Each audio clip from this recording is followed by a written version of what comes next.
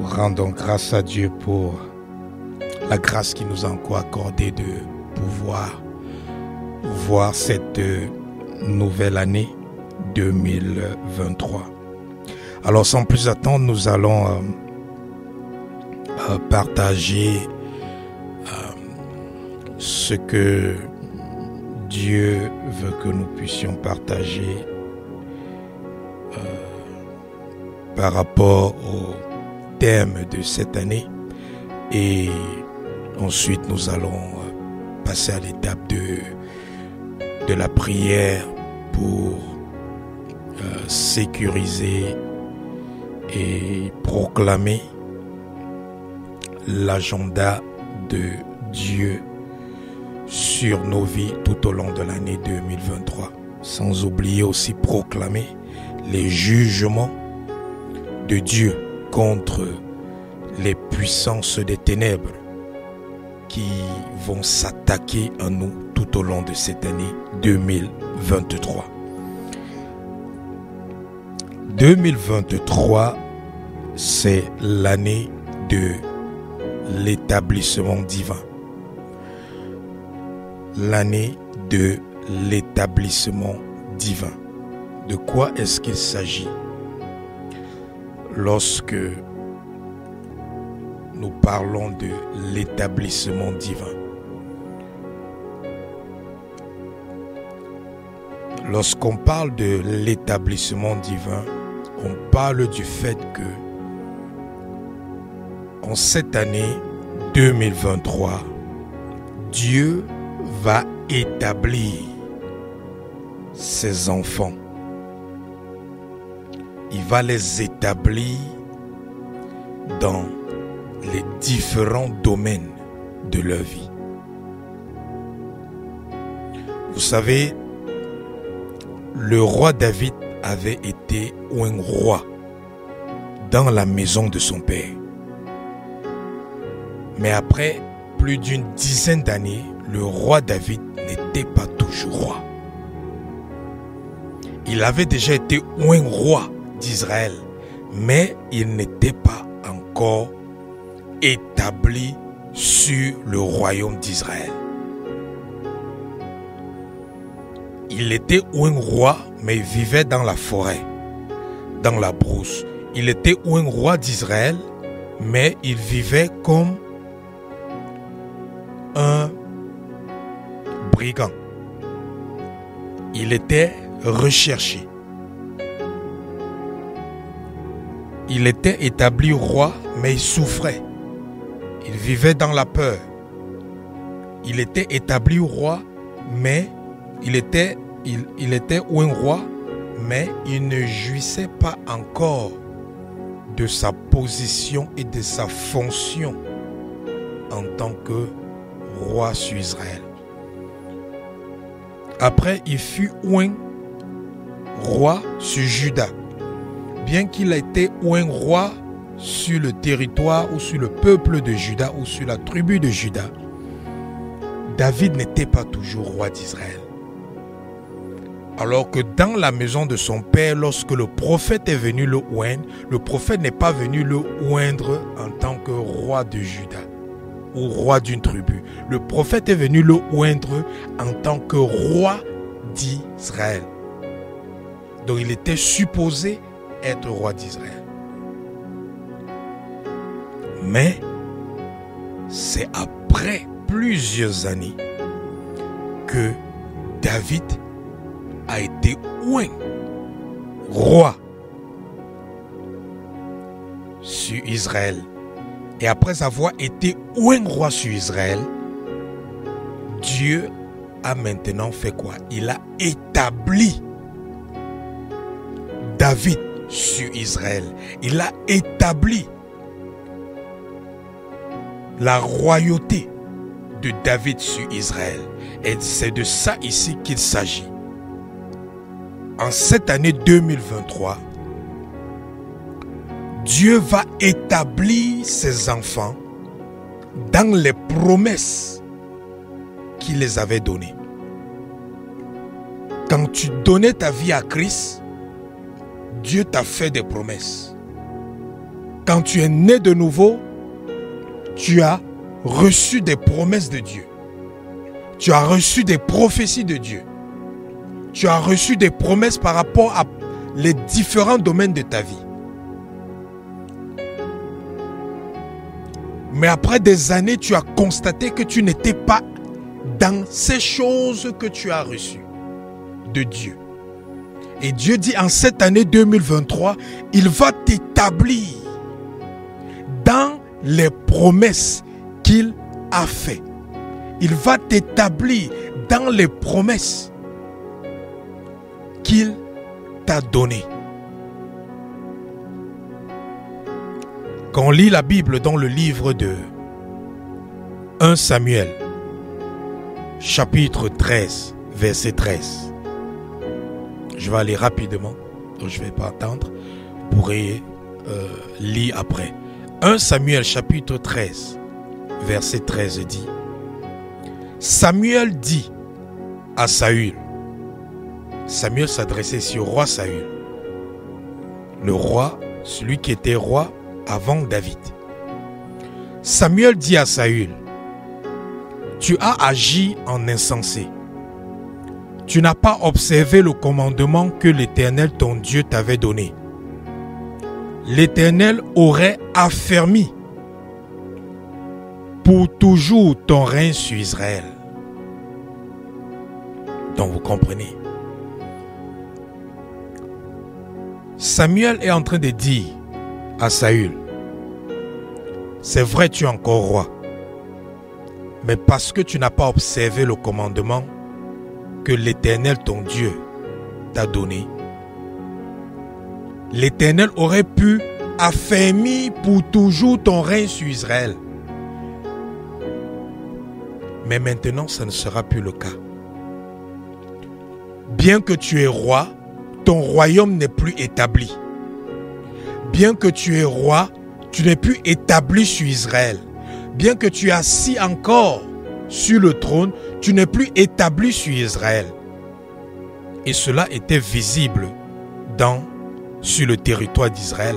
On voyait que le roi Saül n'avait plus le contrôle sur toutes les tribus d'Israël.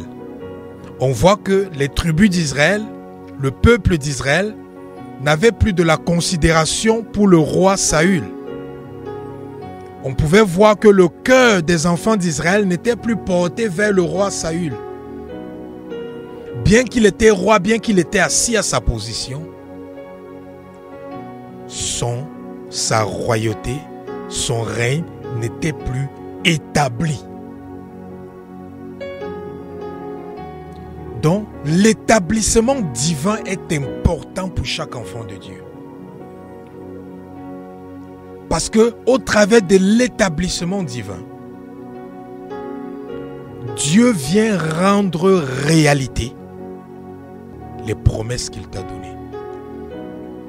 Dieu vient te faire asseoir sur la position qu'il a choisie pour toi. Et il t'a fermé sur cette position afin que tu sois inébranlable.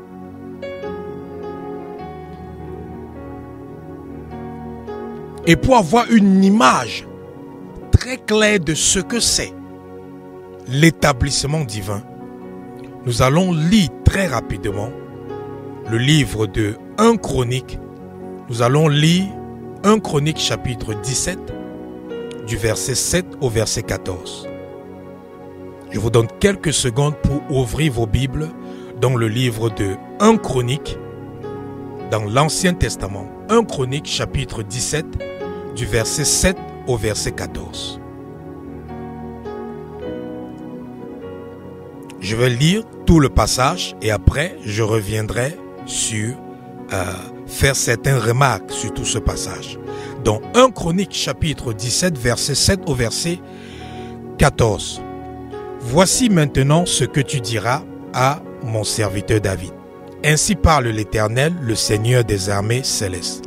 Je suis allé te chercher dans les pâturages, où tu gardais les moutons pour te faire asseoir, pour faire de toi le chef de mon peuple Israël. Je t'ai soutenu dans toutes tes entreprises et je t'ai débarrassé de tous tes ennemis. Je te ferai un nom glorieux comme celui des grands de la terre. J'attribuerai un territoire à mon peuple Israël où je l'implanterai pour qu'il puisse habiter chez lui et qu'il ne soit plus inquiété et maltraité comme auparavant par des personnes méchantes. Verset 10. Comme à l'époque où j'avais établi des chefs pour mon peuple Israël, je soumettrai tous tes ennemis, afin je t'annonce que je te bâtirai une dynastie. Verset 11. Quand le moment sera venu pour toi d'aller rejoindre tes ancêtres, j'établirai après toi l'un de tes descendants, l'un de tes fils, pour te succéder comme roi. Et j'affermirai son autorité royale. C'est lui qui me construira un temple et je maintiendrai toujours son trône. Je serai pour lui un père, il sera pour moi un fils. Je ne lui retirerai jamais ma faveur, comme je l'ai retiré à celui qui t'a précédé.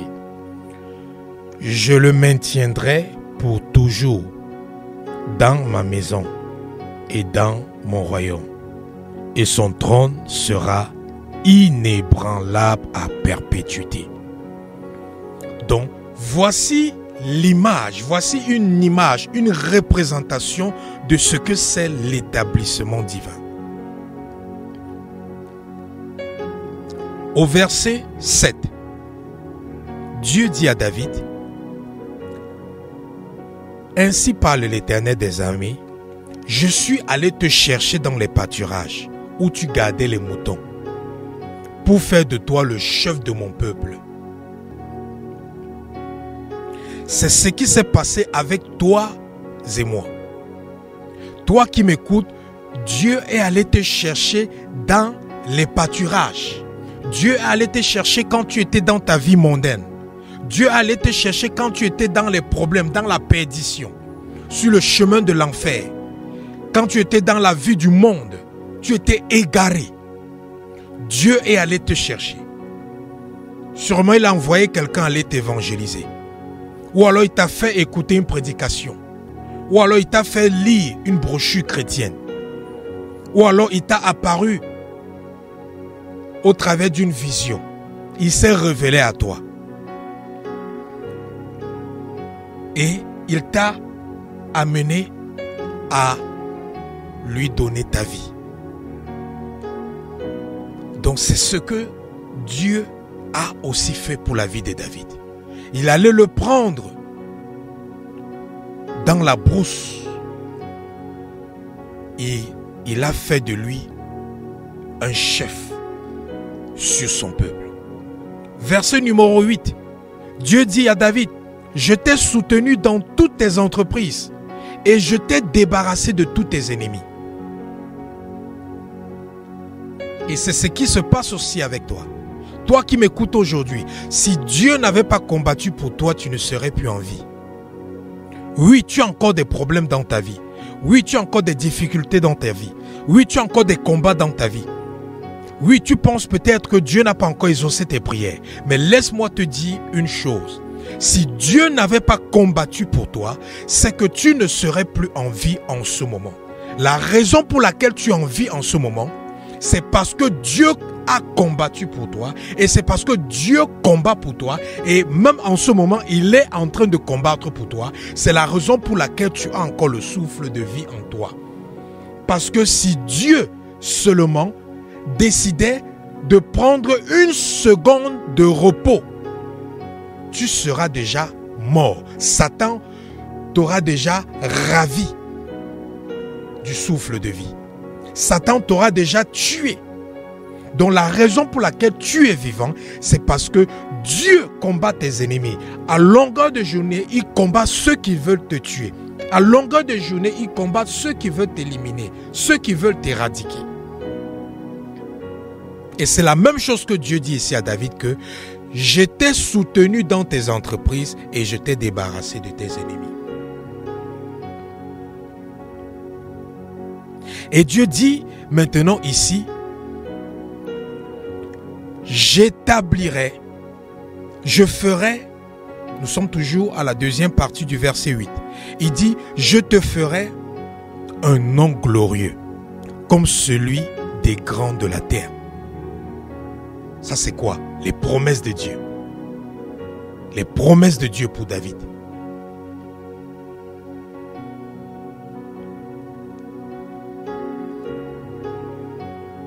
Dieu t'a aussi fait des promesses. Dieu te fait des promesses tous les jours. De la même manière qu'il a fait des promesses à David, Dieu te fait aussi des promesses. De la même manière qu'il a fait des promesses à David, Dieu t'a aussi fait des promesses depuis que tu es né de nouveau. Au verset 9, Dieu dit à David, j'attribuerai un territoire à mon peuple Israël, où je l'implanterai, pour qu'il puisse habiter chez lui et qu'il ne soit plus inquiété et maltraité comme auparavant par des hommes méchants. Voilà où l'établissement divin commence. Dieu dit qu'il va faire quoi? Qu'il va garantir un territoire pour son peuple.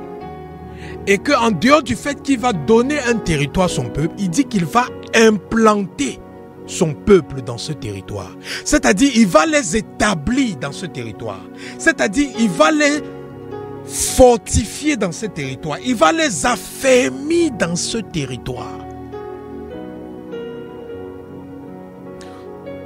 Donc, c'est de ça ici qu'il est question. Dieu t'a fait des promesses. Et Dieu dit qu'en cette année 2022-23, il va t'établir dans ses promesses. Si c'était dans le mariage, il dit, il va t'établir dans le mariage. Il va t'établir financièrement.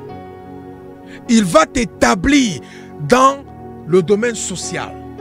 Il va t'établir dans le domaine professionnel, dans ta carrière. Il va t'établir dans ta foi chrétienne, dans ta position en tant qu'enfant de Dieu. Donc les ennemis qui te résistaient encore ne seront plus capables de te résister. Parce que Dieu dit qu'il va t'établir en cette année 2023. Quand tu es né de nouveau, Dieu t'a oint. Quand tu as reçu le baptême du Saint-Esprit, Dieu t'a oint.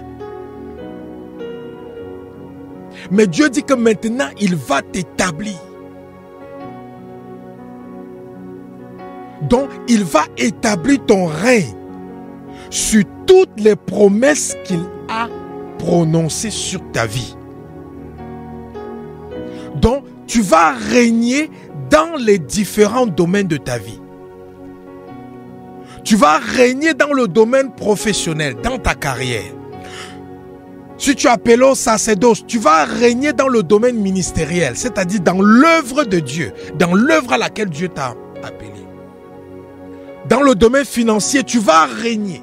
Les difficultés financières que tu avais, les problèmes financiers que tu avais, Dieu dit que tu vas régner dans le domaine financier. C'est-à-dire tu vas prospérer financièrement. Dieu dit qu'il va t'établir et t'affermir dans ta position familiale. C'est-à-dire toi qui n'étais plus respecté dans ta famille, on commencera à te respecter à partir de cette année 2023. Toi qui n'étais plus considéré dans ta famille, ils vont commencer à te considérer en cette année 2023. Toi qui étais négligé dans ta famille, toi qui n'étais pas respecté, Dieu dit, à partir de cette année 2023, ils seront obligés de te respecter. Ils seront obligés de te respecter. Ils seront obligés de te considérer.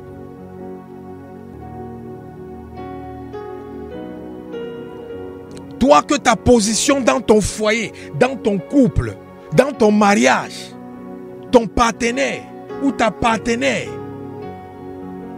n'avait plus de la considération pour toi. Dieu dit qu'en cette année 2023, il va t'établir dans ta position. C'est-à-dire, il va te mettre dans tes droits. Il va t'établir dans tes droits divins. Donc ce ne sera plus des paroles que tu vas prononcer concernant les promesses de Dieu sur ta vie, mais ce sont des choses que tu vas vivre. Tu ne diras plus que je suis fort, mais tu sentiras la force et tu verras la force en toi. Tu ne diras plus que je serai en santé, mais tu verras que tu es en santé et que tu vis en santé. Tu ne diras plus que je vais me marier, mais il concrétisera le projet du mariage dans ta vie. Tu ne diras plus que je vais m'en sortir financièrement. Non, il va t'établir, il va t'affermir financièrement.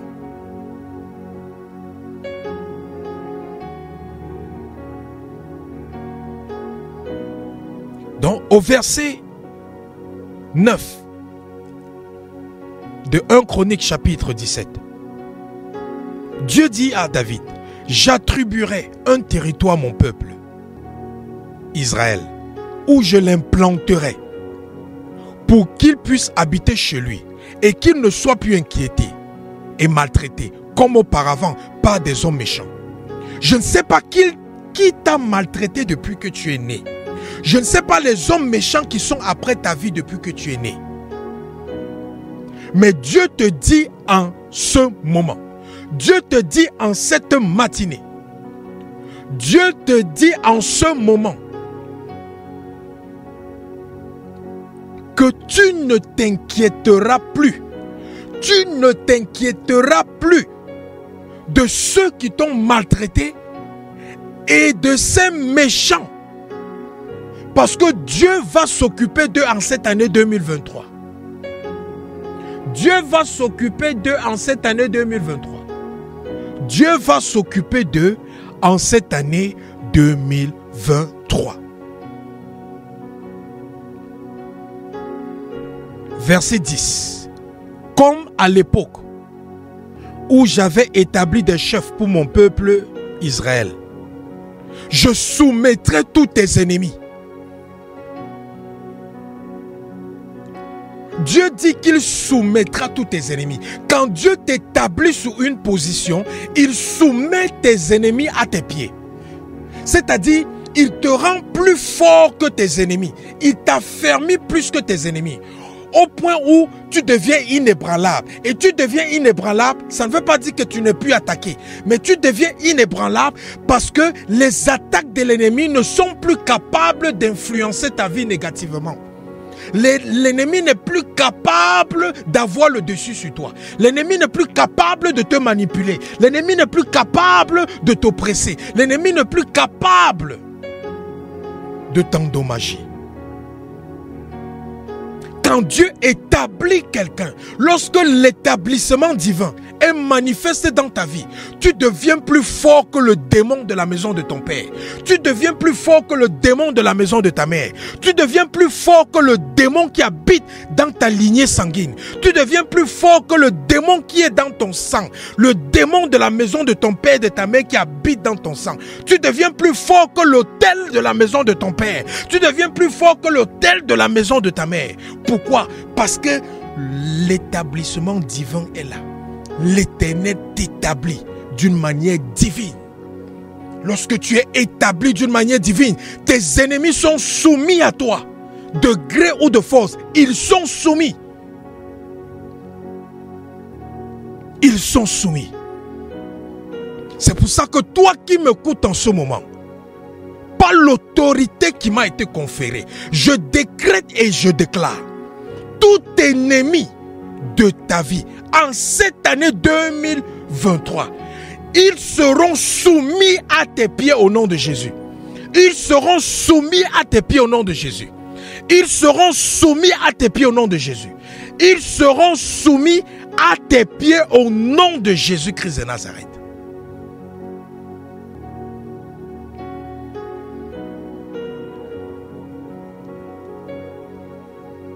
Verset 10. Comme à l'époque où j'avais établi les chefs pour mon peuple, Israël, je soumettrai tous tes ennemis. Enfin, je t'annonce que je te bâtirai une dynastie. Dieu te dit à toi qui m'écoutes qu'il va te bâtir une dynastie. Dieu dit qu'il va te bâtir une réputation. Dieu dit qu'il va te bâtir une vie. Il va te bâtir une destinée. Dieu dit qu'il va te bâtir une dynastie.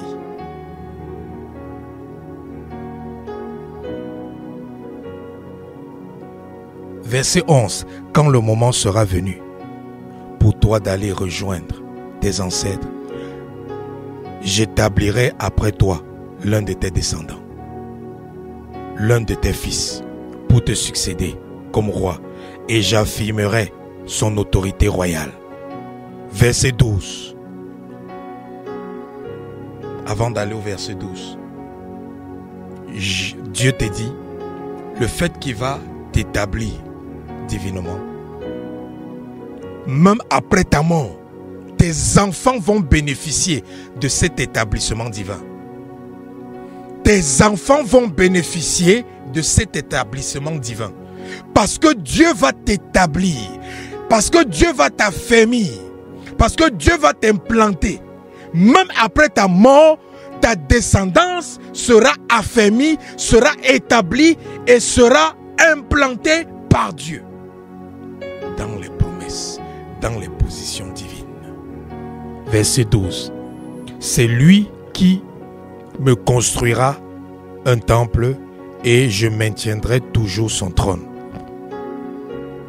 Je serai pour lui un père, il sera pour moi un fils.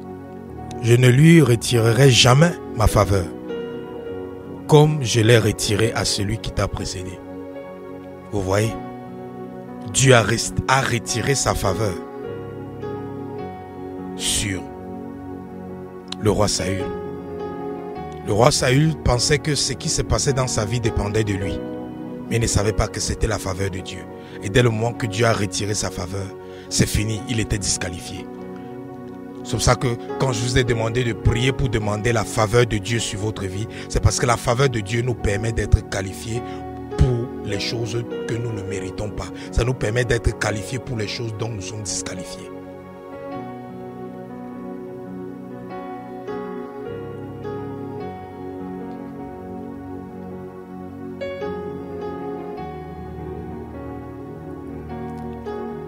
Verset 14. Je le maintiendrai pour toujours dans ma maison et mon royaume, et son trône sera inébranlable à perpétuité. Vous voyez, voici ce qui se passe dans la progéniture ou dans la postérité d'une personne qui a été établie divinement par Dieu. Même après sa mort, sa postérité, sa progéniture reste établie. C'est la raison pour laquelle aujourd'hui, les gens peuvent beau se plaindre. Les gens peuvent beau parler contre les Juifs. Les gens peuvent tout dire sur les Juifs. Ça n'empêchera pas les Juifs d'être les plus puissants dans ce monde. Ça n'empêchera pas les Juifs d'être les plus riches dans ce monde. Qu'on ne vous trompe pas. Ceux qui contrôlent ce monde sont Juifs. Est-ce que c'est parce qu'ils sont forts? Est-ce que c'est parce qu'ils sont trop sages? Est-ce que c'est parce qu'ils sont trop intelligents? Non. Ils sont tout simplement en train de bénéficier de l'établissement divin de leurs ancêtres. C'est tout. Mais les autres ethnies, les autres races Les autres peuples souffrent pourquoi? Parce que leurs ancêtres, au lieu de recevoir l'établissement divin de Dieu, leurs ancêtres étaient plutôt dans les cultes d'adoration des idoles. C'est ça qui fait la force des Juifs aujourd'hui. Les Juifs ne sont qu'en train de bénéficier de la faveur de Dieu prononcée sur leurs ancêtres.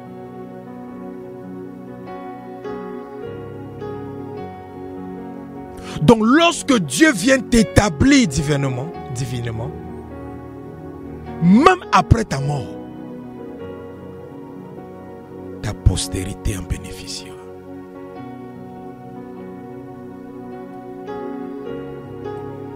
Donc quand Dieu dit que cette année 2023, c'est l'année de l'établissement divin, Dieu est en train de te faire comprendre que cette année 2023, il va te faire entrer en possession de ce qui t'appartient. Ah oui. La terre promise appartenait aux enfants de Dieu. Mais ils étaient où? Hors de la terre promise. La terre promise appartenait aux enfants de Dieu. Mais Moïse était obligé d'envoyer des espions pour aller espionner ce qui l'appartient. Et c'est la situation de beaucoup d'entre vous. Ce que Dieu t'a donné, tu es hors de cela. Ce que Dieu t'a donné, d'autres sont en train d'utiliser cela. Ce que Dieu t'a donné, d'autres se sont accaparés de cela. Ce que Dieu t'a donné, d'autres sont en train de se réjouir de cela. Mais Dieu te dit à partir de ce moment, Dieu te dit à partir de ce moment, Dieu te dit à partir de ce jour, Dieu te dit à partir de ce moment T, que ce qui t'appartient entrera en possession entre tes mains. Parce que en cette année 2023, Dieu t'établit dans ta position divine. Il t'établit dans ta position familiale. Il t'établit dans ta position professionnelle, ministérielle. Il t'établit dans ta position sociale. Il t'établit dans toutes les positions qu'il avait prédestinées pour toi. Au nom tout-puissant de Jésus.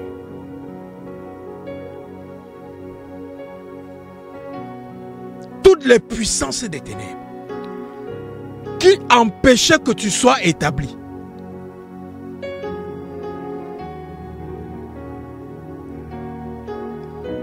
la Bible dit que David était établi roi sur Israël. Mais il y avait des personnes infimes, des personnes handicapées qui se sont tenues dans la ville de Jérusalem et qui ont dit à David que tu n'entreras pas ici. David était roi d'Israël, mais David n'avait pas accès à la capitale d'Israël, qui était Jérusalem. David était roi, mais il n'avait pas accès à la capitale. Il n'avait pas accès à sa ville, à la ville où il devait s'asseoir pour régner. Pourquoi? Parce que David n'était pas encore établi. Mais quand Dieu a établi David, quand Dieu a établi le règne de David sur Israël, David a envoyé ses soldats dans Jérusalem et ils ont mis hors d'état de nuit ces personnes infimes et handicapées qui empêchaient David de venir siéger, de venir s'établir dans la ville de Jérusalem. Ces personnes infimes représentaient des entités spirituelles qui s'étaient levées pour dire David n'entrera pas ici. Oui, il sera roi d'Israël, mais il ne sera pas établi sur la ville de Jérusalem. Il ne sera pas établi sur la cité de David. Ça s'appelle la cité de David. Règne partout, mais sur la cité qui porte ton nom, tu ne seras pas établi. Et c'est ce que les puissances des ténèbres ont dit contre ta vie, toi qui m'écoutes aujourd'hui. C'est ce qu'ils ont dit contre ta progéniture. C'est ce qu'ils ont dit contre tes ancêtres. C'est ce qu'ils ont dit contre ta famille. C'est ce qu'ils ont dit contre ta lignée sanguine. Que vous n'allez pas réussir. Vous n'allez pas être établi dans le mariage. C'est pour ça que tous les mariages sont détruits dans vos familles. Ou se marier, c'est une opération impossible. Parce qu'ils ont proclamé, ils ont déclaré qu'ils vont vous faire la guerre pour que vous ne soyez pas établis. Ils ont déclaré qu'ils vont vous faire la guerre pour que vous ne soyez pas établis dans votre position financière. C'est pour ça que quel que soit ce que vous faites, vous êtes pauvre. Quel que soit ce que vous faites, vous vous retrouvez dans des difficultés financières. Parce qu'ils se sont levés pour combattre que les promesses de Dieu vis-à-vis de votre vie financière ne se concrétisent pas. C'est la même chose qu'ils ont dit contre votre état de santé. C'est pour ça que toute votre famille, tout le monde a le diabète. Tout le monde a certaines maladies, des maladies qui sont générationnelles. Pourquoi? Parce qu'ils ont dit que cette famille n'aura pas la santé. Cette famille n'aura pas la santé. Et c'est pour ça que vous êtes malade. Vous allez de traitement à traitement, d'un hôpital à l'autre. Parce que vous cherchez la guérison, vous cherchez le rétablissement. Vous ne savez pas qu'il y a des puissances des ténèbres qui se sont tenues comme ces infimes qui ont dit que David n'entrera pas à Jérusalem. Il n'entrera pas dans sa cité. Il n'entrera pas dans sa ville. Je ne sais pas que ces puissances se sont tenues pour dire que vous n'aurez jamais la santé tant que vous vivrez. Que vous n'aurez jamais la santé tant que vous vivrez. C'est pour ça que certains d'entre vous, personne n'arrive à s'en sortir dans les études. Certains d'entre vous, vous avez des grands diplômes, mais vous n'arrivez même pas à mettre en valeur ces diplômes. Vous n'arrivez même pas à avoir un travail. Certains d'entre vous, toutes les entreprises que vous ouvrez tombent en faillite. Toutes les affaires que vous faites tombent en faillite. Pourquoi? Ah, il vous manquait quelque chose. C'était l'établissement divin. Parce que l'établissement divin va venir maintenant vous affermir et soumettre vos ennemis à vos pieds. L'établissement divin ne vient pas te faire croiser les bras, non.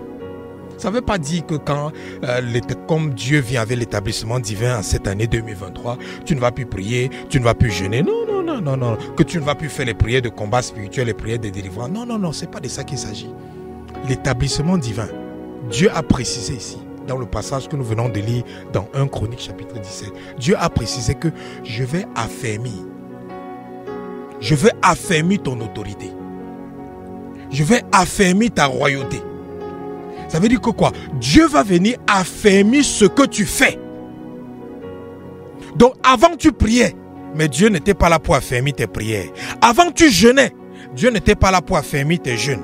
Avant tu offrais des sacrifices, des offrandes, Dieu n'était pas là pour affermir le résultat de tes sacrifices et de tes offrandes. Mais Dieu dit que maintenant, en cette année 2023, à partir de cette année 2023, tout ce que tu vas faire dans ta vie, il va t'affermir. C'est pour ça qu'il a dit que son trône sera inébranlable à perpétuité.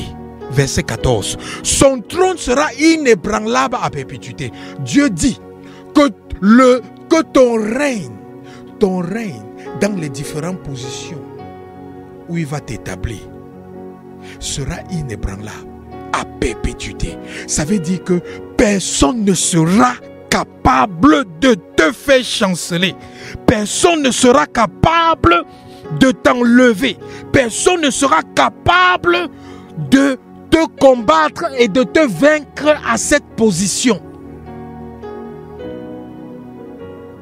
Donc toi qui m'écoutes en ce moment, à partir de cette année, tes ennemis sont ton marchepied au nom de Jésus. À partir de cet ennemi, de cette année, tout ennemi qui se lève contre ta vie est ton marchepied au nom de Jésus.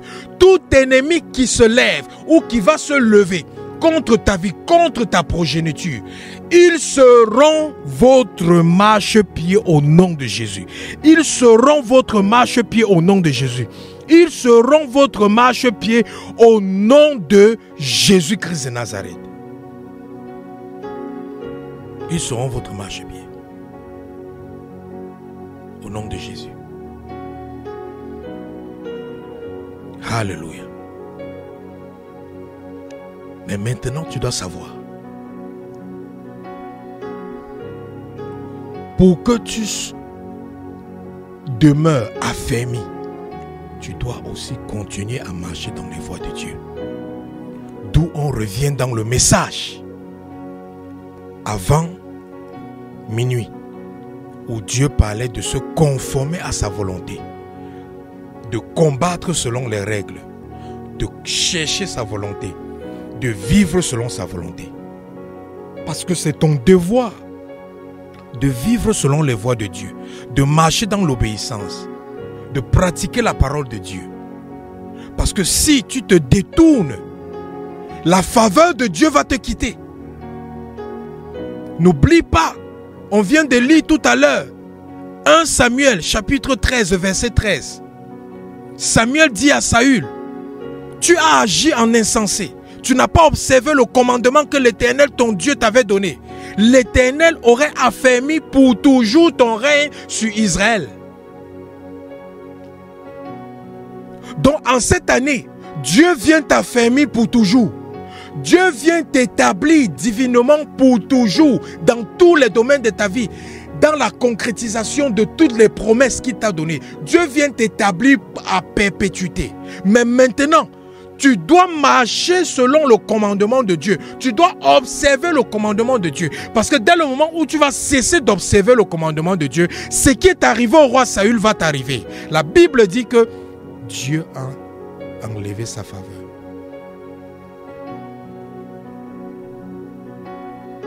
Dieu a enlevé sa faveur.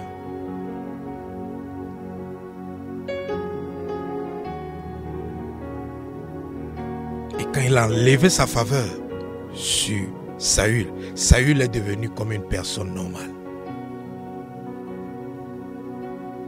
Donc rassure-toi que à partir de cette année 2023,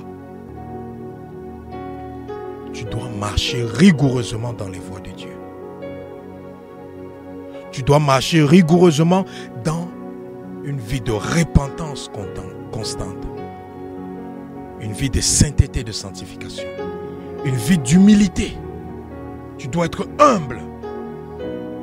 On ne parle pas de l'humilité physique, d'abord de l'humilité dans le cœur.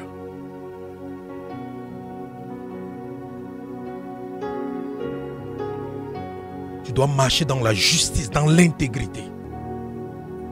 Et tant que tu le fais, en cette année, tu seras plus fort que tous tes ennemis.